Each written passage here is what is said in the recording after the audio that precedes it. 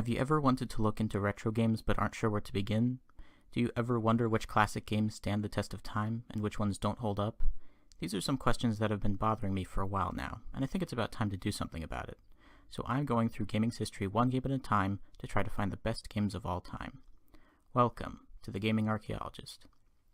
While it's not one of my personal favorites, Aladdin is one of Disney's films I enjoy a great deal. So I was curious when I heard that there was a video game adaptation for the SNES that was rumored to be quite good. And after playing it, I'd say, yeah, it's pretty good. Not great, and it does have some problems, but it does a lot right. Aladdin is a 2D platformer whose levels are loosely based on the events of the film. In terms of gameplay, it feels similar to a Mario game, but with elements of Prince of Persia added in as well, as Aladdin can grab the sides of ledges and move acrobatically through the air to avoid hazards and defeat enemies. It's pretty fun, and the game flows fairly well. It's clear that whoever made the game took the time and effort to mimic the movie, so if you liked the original film, you'll probably like this.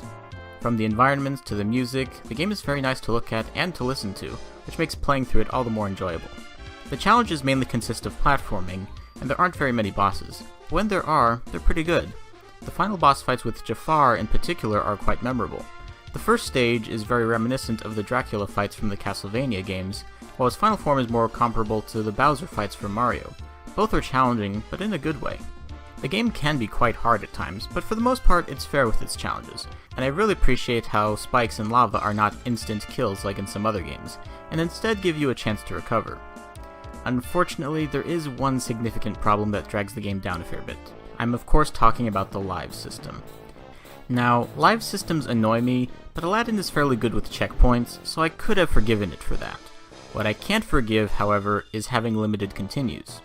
In other words, if you make too many mistakes, you have to start all over again.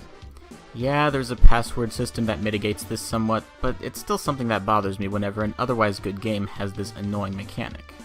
That one issue aside, Aladdin is a short but fun game that I greatly enjoyed going through, even if there were a few times it really pissed me off. So, does it hold up? I'd say kind of. The only major issue is the lives and continue system, and beyond that the game is pretty fun to play. If you can look past that one issue, then you'll probably have a good time with this. So if you're a fan of 2D platformers or the movie Aladdin, I'd say you should definitely check this game out. My final score for Aladdin is a 7 out of 10. So those are my thoughts on Aladdin. I probably won't be doing too many licensed games, but I will make exceptions if I hear good things about a game. So what do you think? Have you played Aladdin? What did you think? Are there any games you'd like me to review? Be sure to let me know down below in the comments. If you like what I do, feel free to subscribe and follow me on Twitter to keep up with what I do. The next game I will be reviewing is Earthbound. Thank you for watching, and I will see you in the next one.